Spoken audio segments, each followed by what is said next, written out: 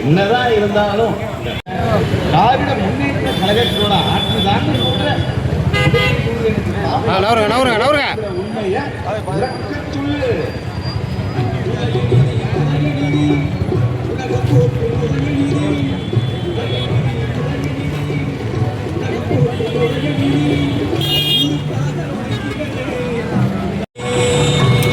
யாருங்க வண்டி போடுறீங்க?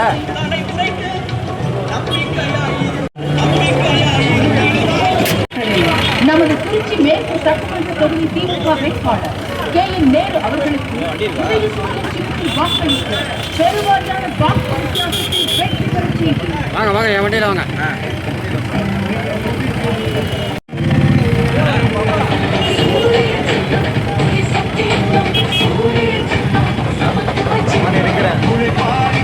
கலைகள் மேற்கொள்ளப்படும். இன்னும் நல்ல பல திட்டங்களால் நமது மேற்கு தொகுதி மட்டும்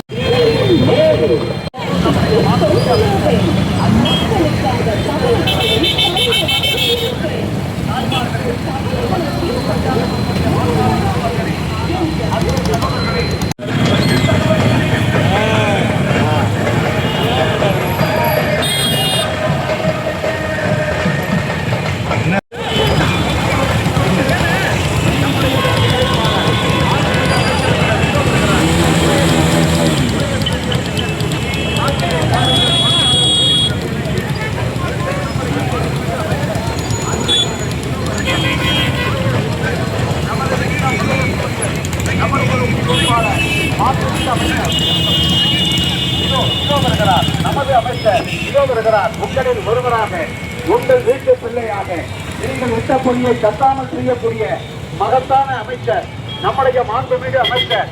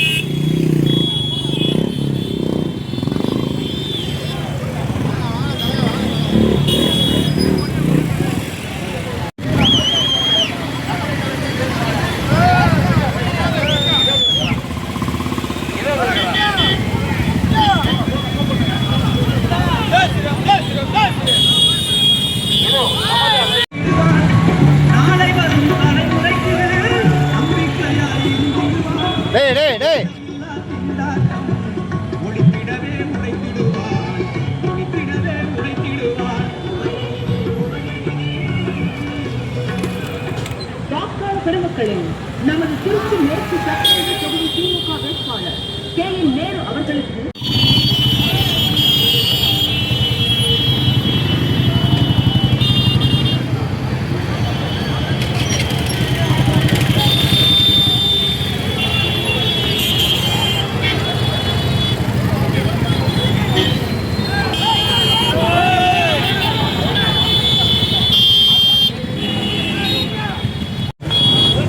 வாங்க வாங்க வாங்க வாங்க வாங்க வாங்க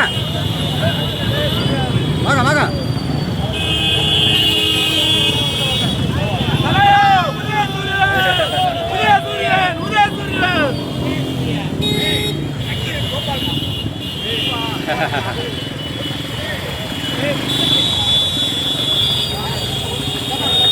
வரலாம் வரலாம் வரலாம் வரலாம் போலாம் போலாம். அங்கே பாருங்க வந்துருங்க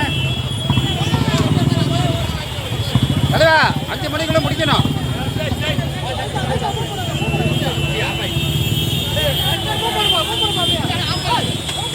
பாய்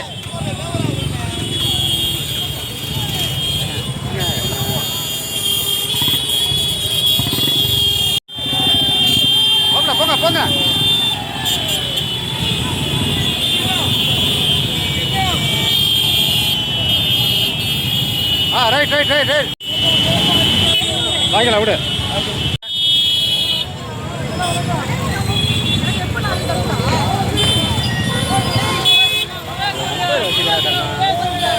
நம்பர் நோட் பண்ணு போ.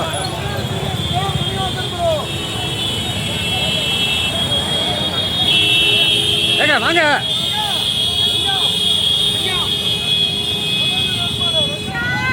Right right right right right 96 550.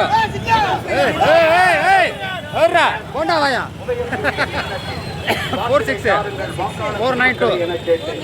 ஆமா நம்முடைய மாண்புமிகு அமைச்சர் அண்ணன் KN நேரு அவர்கள் உதவி புரிவது உறுதிப்படுத்தப்படும். அரசு ஊழியர்களின் ஓய்வூதியம்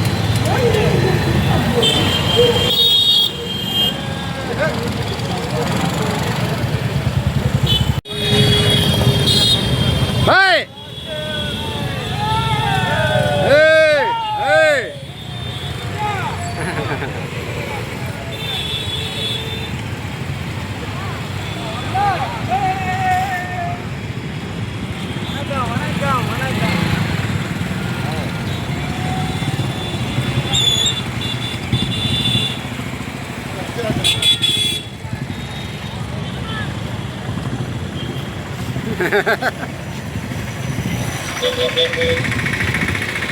Pop. Right.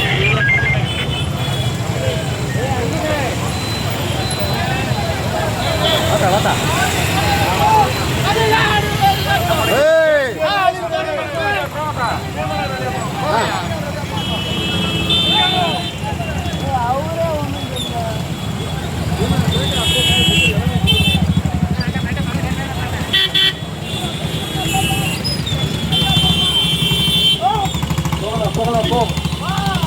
இது வருகிறார் நமது அமைச்சர் பொதுக்கூட்டம் அப்படிதானே போலாமா? பார்த்து போட்டோம்.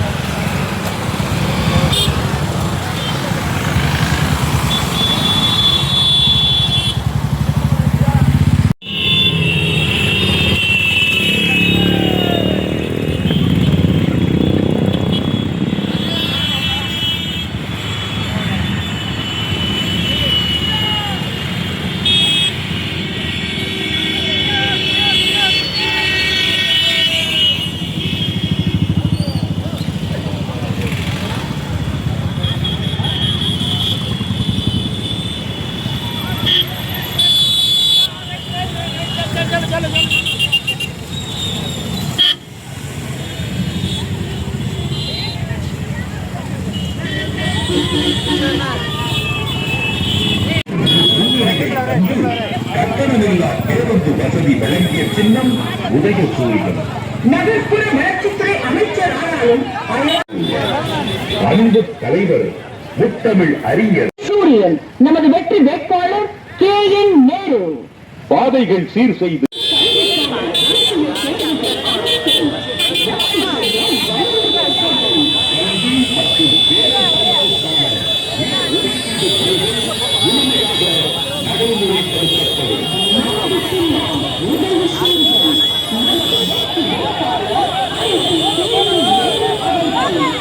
கொடி கீழே இருக்குங்க. கொடி கீழே இருக்குங்க. கொடி கீழே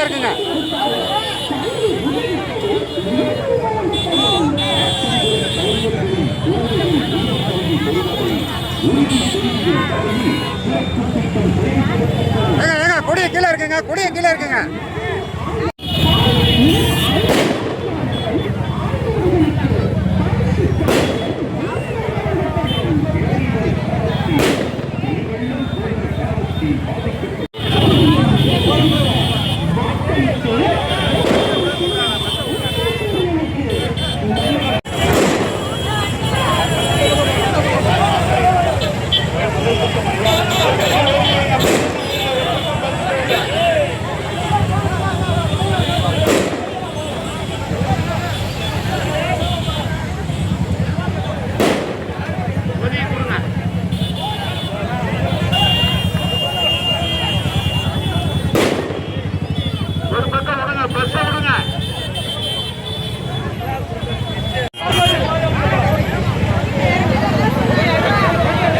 பஸ் விடுங்க, பஸ் விடுங்க.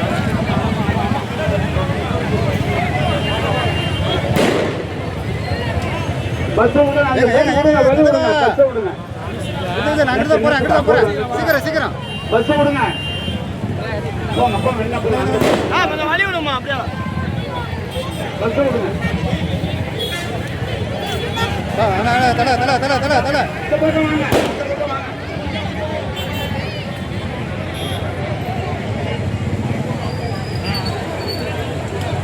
பஸ் கொஞ்சம் ஓரமா போங்க. ஹைவே போங்க, ஹைவே நடவடிக்கை அந்த இடத்துல வைப்பாரு. ஆட்டோ விடுங்க, அந்த டூ வீலர்லாம் எடுங்க, ஆட்டோ விடுங்க, விடுங்க, ஆட்டோ ஒரு பக்கம் விடுங்க, போட்டு வண்டி போயிட்டே இருந்தா நல்லா இருக்கு. வாங்க வழி விடுங்க.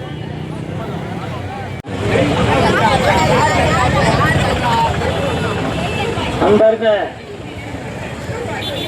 நாளை மறுநாள் நடைபெற இருக்கின்ற நம்முடைய மேற்கு தொகுதி திருச்சி மேற்கு தொகுதியுடைய சட்டமன்ற உறுப்பினராக என்னாலும் நமக்கு அமைச்சராக இருந்து நமக்கெல்லாம் அன்போடு அரவணைத்து மக்களுடைய குறைகளை உடனுக்குடன் தீர்த்து வைக்கக்கூடிய ஆட்சி செயல்மலர் மாண்புமிகு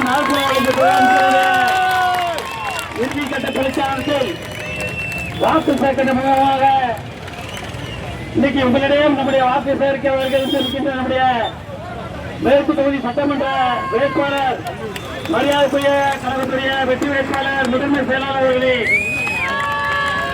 நம்முடைய தலைமை கட்சியை சார்ந்த வெள்ளமணி சோமா அவர்களே, ஹபீப் அவர்களே, சுரேஷ் அவர்களே, மற்றும் வந்திருக்க மனிதநேய மக்கள் கட்சியை சார்ந்தவர்களே, மற்றும் ஆதித்தமிழர் சார்ந்தவர்களே, தேமுதிக சார்ந்தவர்களே, கணேசன் அவர்களே, விடுதலை சிறுத்தை சார்ந்தவர்களே, மற்றும் பாதுகாப்பு சார்ந்தவர்களே, மற்றும் கட்சி சார்ந்தவர்களே, இந்த பகுதியுடைய செயலாளர் அருமை செயலர் காஜாமணி விஜய் அவர்களே, வட்ட செயலாளர் மாவட்ட உறுப்பினர் முத்துசெல்வம் அவர்களே, நம்முடைய வட்ட செயலாளர் பிராபுடி செல்வம் அவர்களே, வந்திருக்கின்ற நம்முடைய மேற்கு தொகுதியுடைய பகுதி செயலாளர்களே, வட்டக்கழக செயலாளர்களே, நம்முடைய வட்டக்கழக நிர்வாகிகளே, பல்வேறு அணியை சார்ந்த நம்முடைய கழக தோழர்களே, நம்முடைய கூட்டணி கட்சியை சார்ந்த காங்கிரஸ் மற்றும் மனசார்பற்ற கூட்டணி கட்சியை சார்ந்த மாவட்ட மாநகர நிர்வாகிகளே, பல்வேறு அணிகளை சார்ந்த சகோதர சகோதரிகளே, உங்கள் அத்தனை பேருக்கும் கடந்த 15 நாட்களாக கடுமையாக உழைத்து நம்முடைய அமைச்சர் அவர்களுடைய வெற்றியை உறுதி செய்திருக்கின்றீர்கள். உறுதி என்று சொல்ல 1 லட்சம் வாக்கு வித்தியாசத்தில் வெற்றி பெற மக்கள் உன்னதத்தோடு வரவேற்று நீங்கள் வெற்றி பெறுவது உறுதி, ஆனால் 1 லட்சம் வாக்கு வித்தியாசத்தில் வெற்றி பெறுவீர்கள் என்று மக்களே சொல்லக்கூடிய வேட்பாளராக இன்றைக்கு நம்முடைய அமைச்சர் அவர்கள் இருந்து கொண்டிருக்கிறார்கள். ஆகவேதான் இன்றைக்கு இடமலமுடைய பகுதியிலே நம்முடைய இறுதி பிரச்சாரத்தை முடித்துவிட்டு அவர் உங்களுடைய உரையாற்றி வாக்கு சேகரிக்க இருக்கிறார்கள். அதன் மூலமாக நம்முடைய வந்திருக்கிற தோழமை கட்சி அத்தனை பேரையும்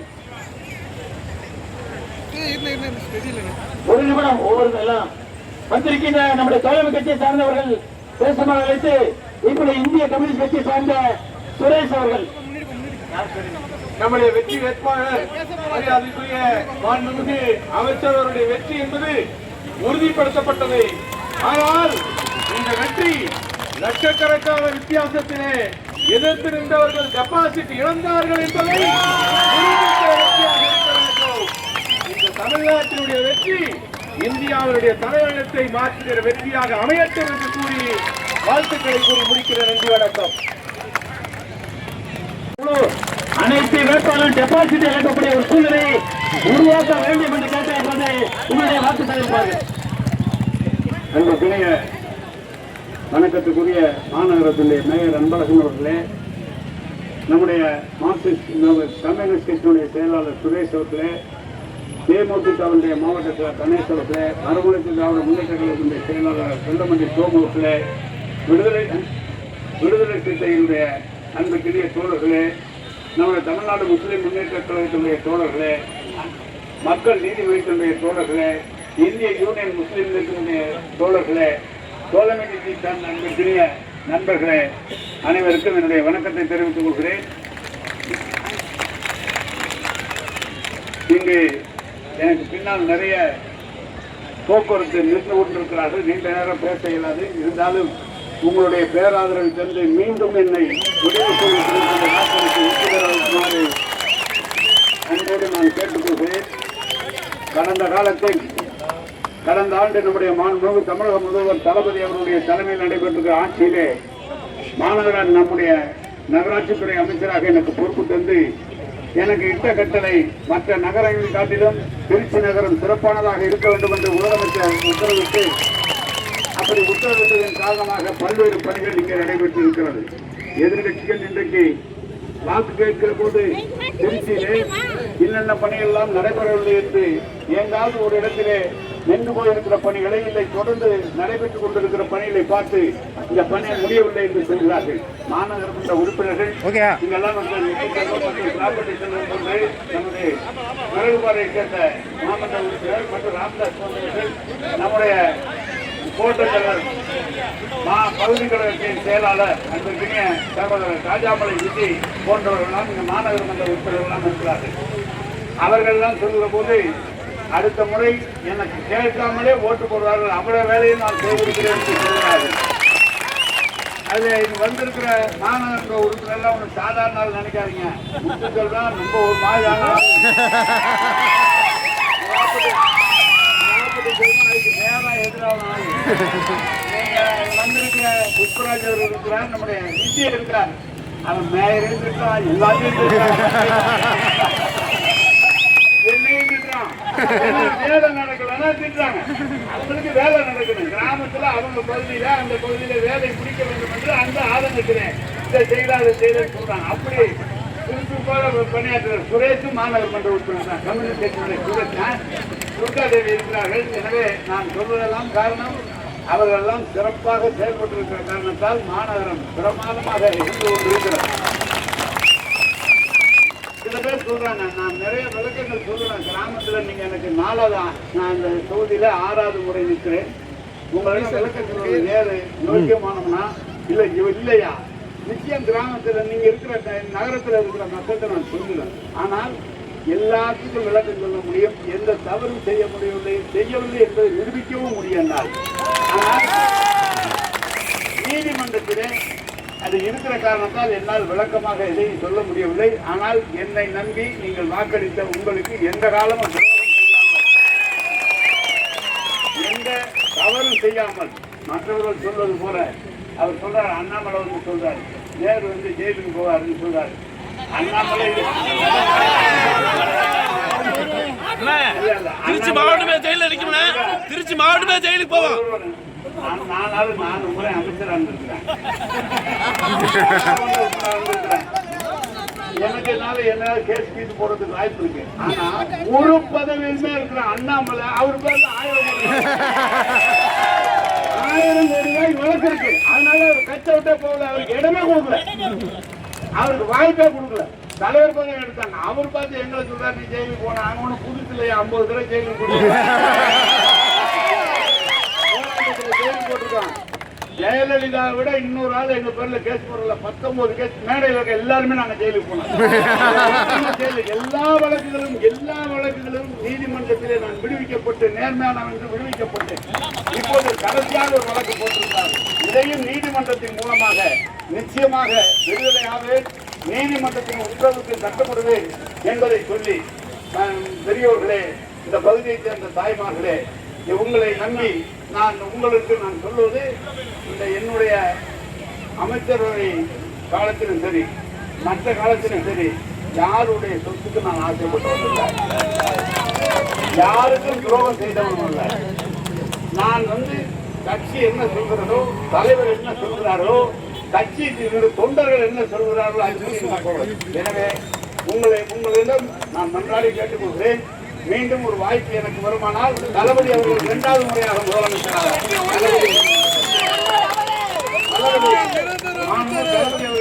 சொன்னது என்ன சொன்னார் என்று சொன்னால், தளபதிக்கு கட்டம் சரியில்லை, முதலமைச்சராக முடியாது என்று சொன்னார்கள். 5 ஆண்டு காலம் சிறப்பான முதலமைச்சராக பணியாற்றி இருக்கிறேன் என்று தளபதி சொன்னார். அதே போல சொன்னார்கள், ஒரு முறை ஆட்சிக்கு வந்தால் மறுமுறை ஆட்சிக்கு திமுக வராது என்று சொன்னார்கள். மறுமுறையும் திமுக ஆட்சிக்கு வந்து அந்த சாதனையை முறியடிப்போம் என்று சொன்னார்கள். அந்த சாதனையை செய்வோம் என்று நம்முடைய முதலமைச்சர் சொல்லியிருக்கிறார். நாங்கள் வெற்றி பெறுகிற போது திமுகவின் சார்பாக, திமுக தோழமை கட்சிகளின் சார்பாக இருக்கிற வேட்பாளர் வெற்றி பெற்றால் தைரியமான நம்முடைய முதலமைச்சர் 2வது முறையாக முதலமைச்சராக, திமுக 7வது முறையாக ஆட்சியில் வருகிற ஒரு நல்ல வாய்ப்பு கிடைக்கும். எதிர்கட்சியை பாருங்க, எடப்பாடி பழனிசாமிக்கு இவங்க பேர்ல, தளபதி பேர்ல சொல்றதுக்கு எந்த குறையும் அவங்களால சொல்ல முடியல. தனிப்பட்ட முறையில பேசுறார். அப்பாவெல்லாம் கலைஞர் வந்து திரைக்கவசனம் எழுதி எம்ஜிஆரை அறிமுகப்படுத்தி எம்ஜிஆரோடு இருந்து முதலில் திமுகவில் கார் வாங்கி வீடு வாங்கின முதலமைச்சர் நம்முடைய கலைஞர் அவரை பார்த்து தவறாக சொல்கிறார்கள். இதே பழனிசாமி என்ன செஞ்சார் தெரியுமா?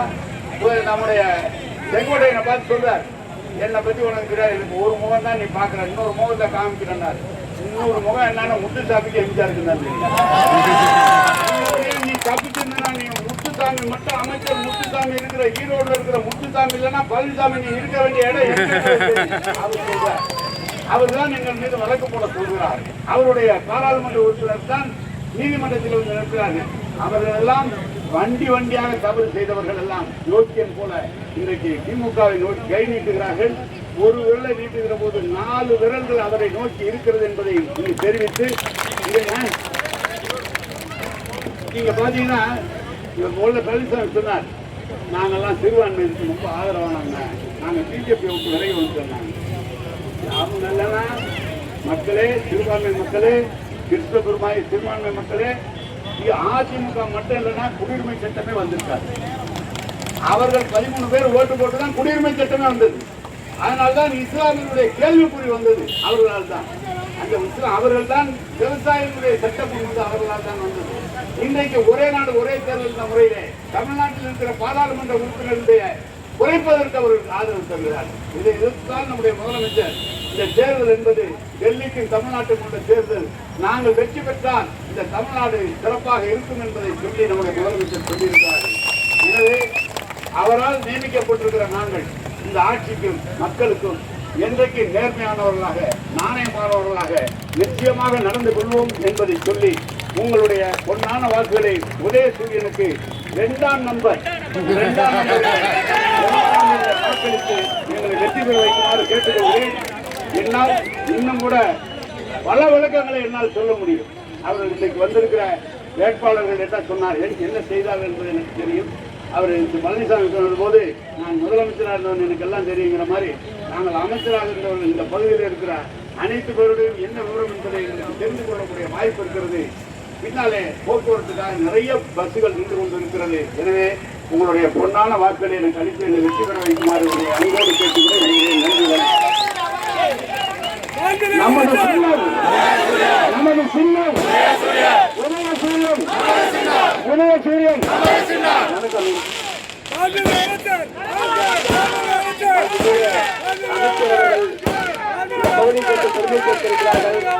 நம்முடைய பகுதியை பொறுத்தவரை 2011ஆம் ஆண்டுக்கு பின்னால் தான் இது திருச்சி இணைக்கப்பட்டது. கடந்த காலத்தில் இது திருவரங்கம் தொகுதி என்ற காலத்தால் நம்முடைய பகுதி அடிப்படை தேவையை கூட நிறைவேற்றப்படவில்லை. ஆனால் இன்றைக்கு எதை நினைக்கிறோமோ செய்கிறது என்றால் இந்த 5 ஆண்டு காலம் அவருடைய மாநில நகராட்சி ஒப்படைக்கிறார் அண்ணன் என்ற காரணத்தால் தான் இந்த பகுதிகளுக்கு அனைத்து தேவைகளும் நிறைவேற்றப்பட்டிருக்கிறது. வரலாற்றில் தமிழக அரசியல் வரலாற்றில் 5 ஆண்டு கால நிதி அறிக்கையில் 1 ஆண்டு கால நிதி அறிக்கைக்கு தேவையான அனைத்து தேவையும் நம்முடைய திருச்சி மாவட்டத்தில் கொண்டு வந்து அனைத்து தேவையும் நிறைவு செய்திருக்கிறது. எப்பொழுதெல்லாம் தமிழ்நாட்டில் திராவிட முன்னேற்ற அரசாங்கம் வருகிறதோ, எப்பொழுதும் அமைச்சர்கள் இந்த மாவட்டத்தில் வைக்கிறார்களோ, அப்புறம் மட்டும்தான் இந்த மாவட்டத்தில் பல்வேறு அடிப்படை தேவைகள் நிறைவு செய்யப்பட்டிருக்கிறது.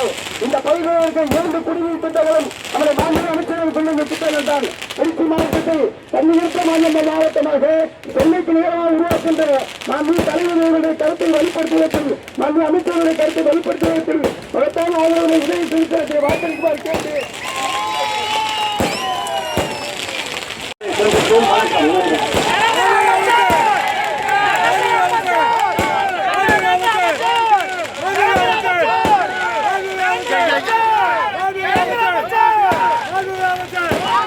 Hadi தோல்வியாகுது